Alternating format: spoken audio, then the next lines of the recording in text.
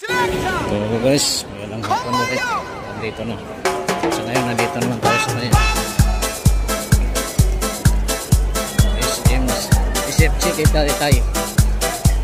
SM tayo. Yan. Pick up tayo dito sa to.